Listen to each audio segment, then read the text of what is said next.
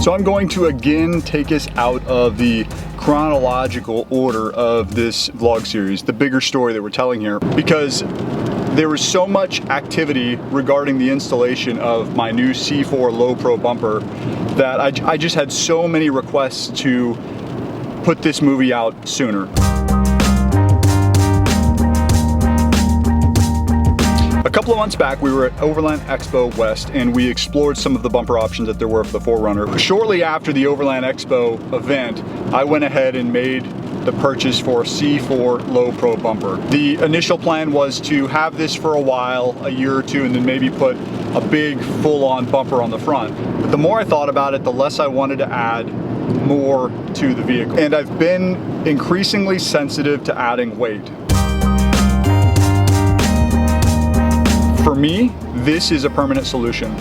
I went with the C4 mostly because I know like a bunch of people that are running it that all had nothing but great things to say about the bumper and working with C4. I do, in full disclosure, have a very small relationship with them. They did not give me this bumper for free. I still paid for it. They've been really, really responsive and easy to work with, and to me, today is kind of a big day because I'm gonna take this thing over to get powder coated, and it's kind of heavy. Whoa. Check it out. Pretty sweet, huh?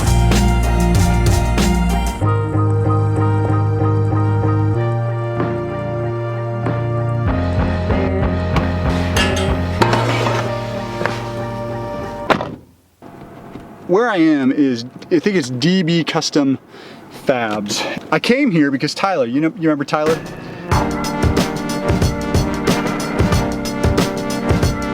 And he told me I needed to come here, and so here we are. What this is going to do, this Low Pro bumper from C4, is going to basically retain the look that I have right now, but give me the strength and functionality of having an actual steel front center bumper thing with like a place for a winch and some additional lighting and all of that stuff. So I dropped it off over there. They're going to powder coat it for me, and then I'm going to have to figure out how to install this thing. And we're going back. Today's the day we're going to pick it up. Plus, we've got a little extra surprise for you. Jazz hands.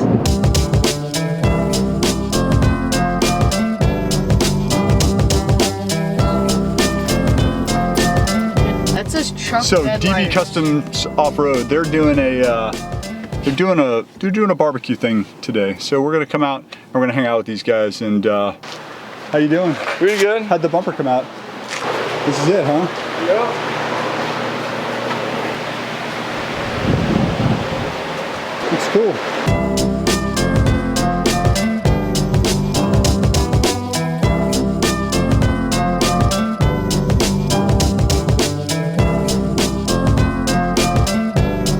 The bumper looks good, doesn't it? It looks so good. It's gonna be awesome. It's gonna look so awesome going right here. It's gonna replace that piece. It never ceases to amaze me the amount of ambition and creativity that like people in this community have. I got to spend a little bit of time with like the Yoda Mafia guy. Isn't he the owner? Yeah, he was the owner, but I had to leave a little bit early because I had an appointment to pick up a brand new toy. So this is a Glock 17 9mm Generation 4, and that right there was the third time the slide has been pulled. We've got the new bumper, and it's looking pretty good. Pretty good. Pretty good. Time to install. Now we just need to get some stuff moved around. I've set aside the whole day. Noah's gonna help me. Let's get started.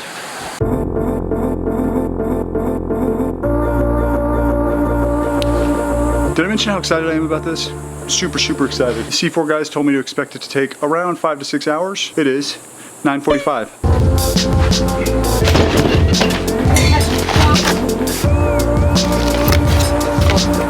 Check this out. See, I'm getting a spam call. Take it up! Watch.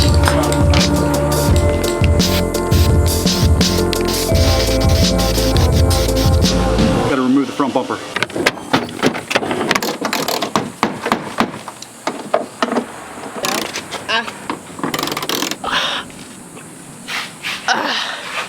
Removing the front bumper cover is actually something that's so easy. If I got to do anything up here in the front, I just assume remove it, because there's those 3 bolts on the side, 6 down below that are exact same size. By the way, they're 10 millimeter, and they're fairly easy to figure out where they go back. And then the only other thing that you have to do is you got to remove these little clips, which are also super easy. Oh, there's one more 10 millimeter little bolt screw thing right there. And then the whole front bumper cover just pops right off.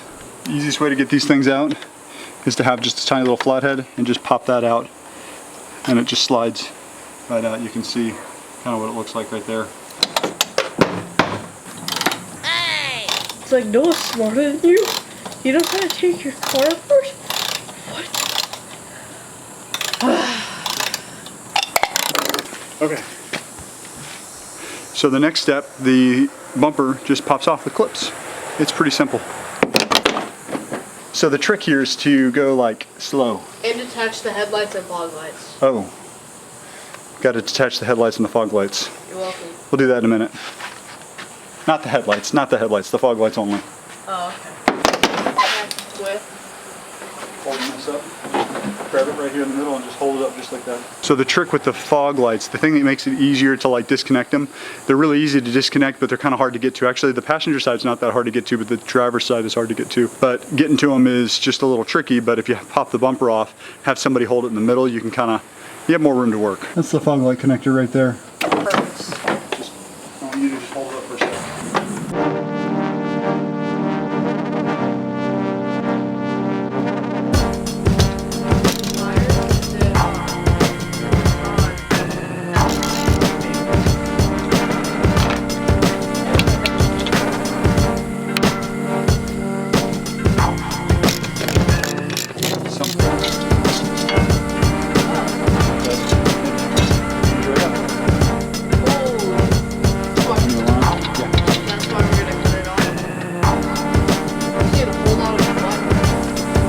Give you an update on time. The time is 11:04. This is what I'm going to use to cut the bumper. How is this powered? Pneumatic? I'm not sure if I can use this. This is powered by air. Shoot. All right, well, I don't know what I thought an air saw was. I don't have the equipment to be able to use something like this. I don't have any air stuff. Plan B. Do you remember how I lost this black yeah, lost the black thing? I put it back on with glue. No, 35-pound red 3M double stick tape. Oh yes, right. Yeah. And it held on there really well. But I'm gonna try and see if hopefully I can get it off, because we'll see. It should be pretty difficult. If I can't get it off, no big deal. But this whole cutting process will be easier if I can. That was much easier than I thought it was gonna be.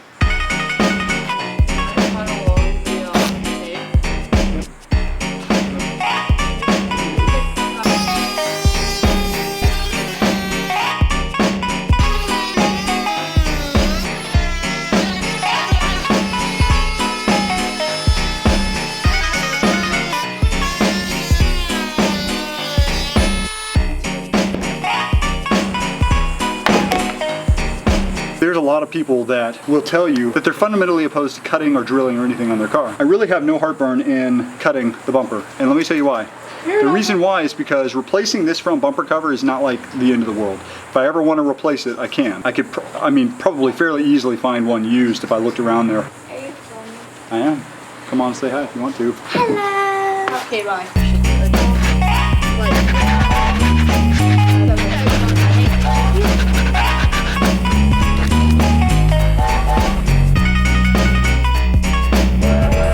Okay, so I forgot something that's sort of important. It's not deodorant. I forgot to remove some of the bolts. Remove these. You're working on doing that? This is going to require a little bit more leverage. Okay, you know why? Which,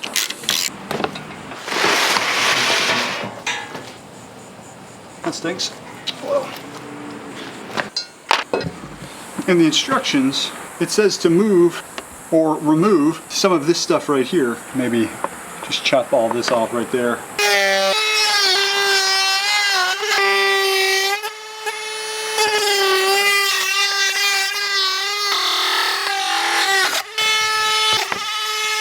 Let's hope that's good enough. Really the only other thing of adjustment that the instructions say is moving this this AC condenser line thing. I'm not really sure what it is, but they said that it needs to be bent. The instructions say take it nice and slow. You know, there's all kinds of crap on this lens. The tricky part about something like this is you almost kind of don't know how much or how little you need to put pressure on it, you know, because if you do a little bit too much, you only know it's too much until after it's too late. I think the next step is to see if I can fit the winch up here. Not the winch, the bumper. Pretty good. It's about where it's gonna go right here. And the next thing is to bolt the winch and the light to the bumper. And then all we got to do is put this thing back together. Alright, so what I have here is the Extreme LED single row 25-inch dual white amber lights. Hey! What you doing? It smells just like pizza. It's this light. This is a pizza. It's a pizza flavored light. You want to smell it? Yeah. It's the vent fan right there. You're smelling Mom's cooking. Hey, will you get that for me? Say hi to everybody. Hi. And he is making videos all the time when he gets going on camping trips.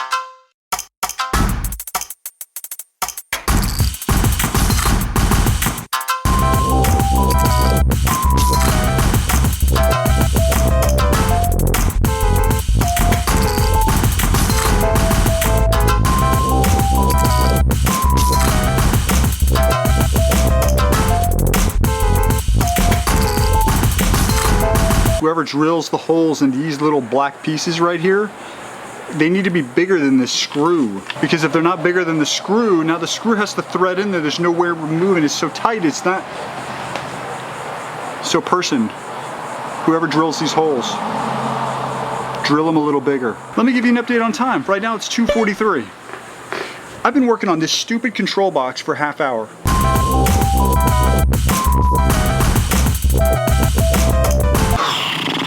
Okay, we have done test fitting. We got a bolt on each side on the bumper, just kind of holding it in place. Everything seems to fit just fine.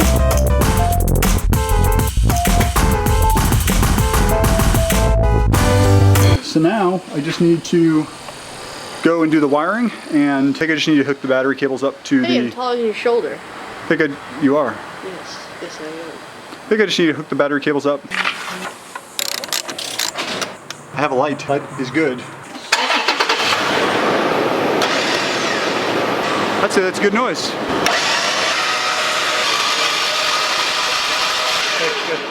Okay, one last thing to do, and that is we need to hook up the light. Hopefully that'll go pretty quick. What I'm doing is I'm using their harness, and then I'm gonna run the battery cables, and then I'm gonna take the switch cable, and I'm just gonna run it into the S-Pod, hopefully. Hopefully that works. Moment of truth. Hello. Amber. White. Ow. Both. That's cool. Why do you do this? Now I need to see if I can cut these wires and plug them into the switch. My phone. Light on the switch.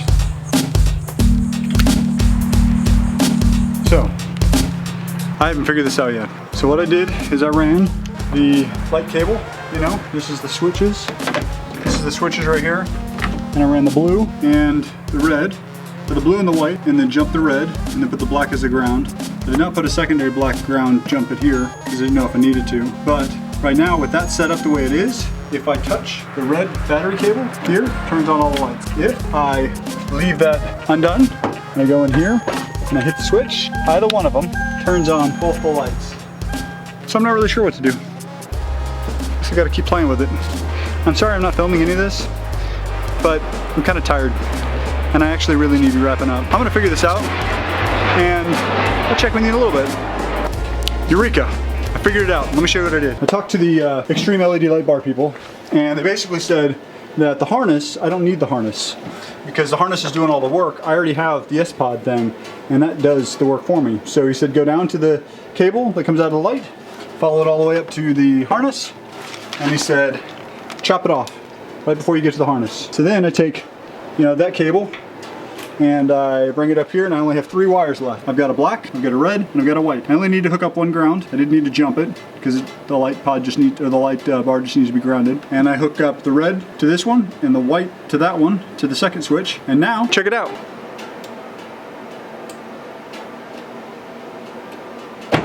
Yes! Yes, yes, yes, yes, yes, yes, yes, yes! I gotta clean up this mess, and I gotta put all this back together, and I gotta do it fast.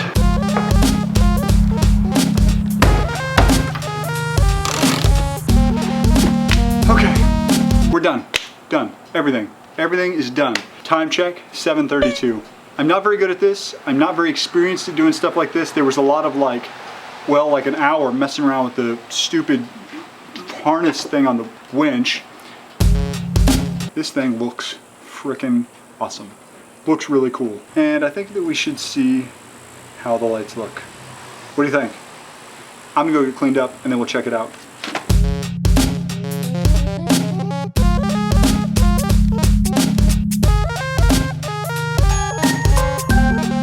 Now we need to test the winch. I've got to find some place where I can like pull the car. You can pull me out.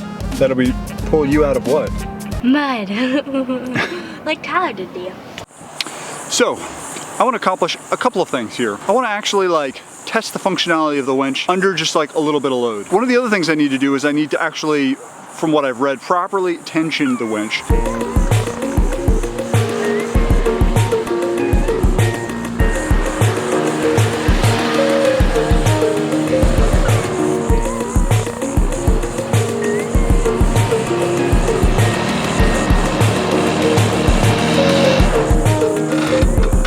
Lowering your tire pressure in sand, usually a pretty good idea. Works out pretty well.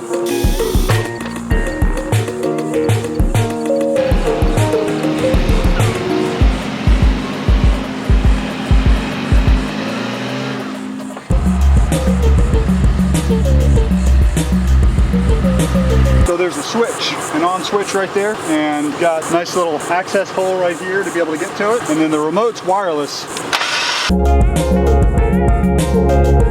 I should note, never actually used a winch before, so take that into consideration if you happen to leave a comment.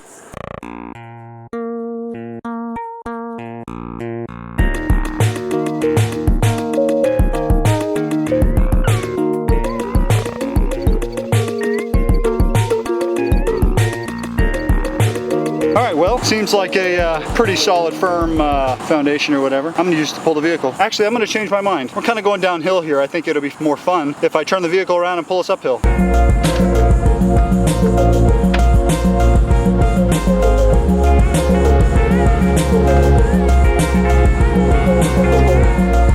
That was stupid.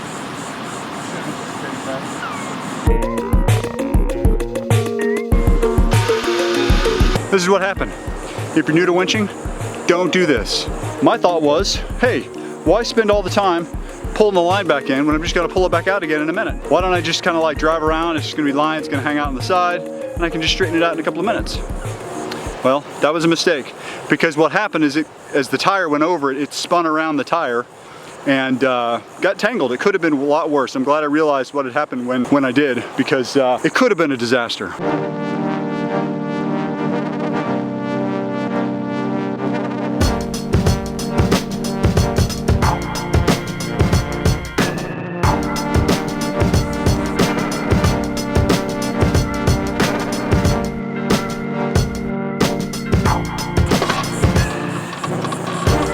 So all in all, I'd say that went pretty well. I had that little hiccup, which was actually pretty awesome because I learned something. Like in a situation where the stress level wasn't super high and like it wasn't a tense situation, sand everywhere. I can't tell you how much I really, really love the way this bumper looks.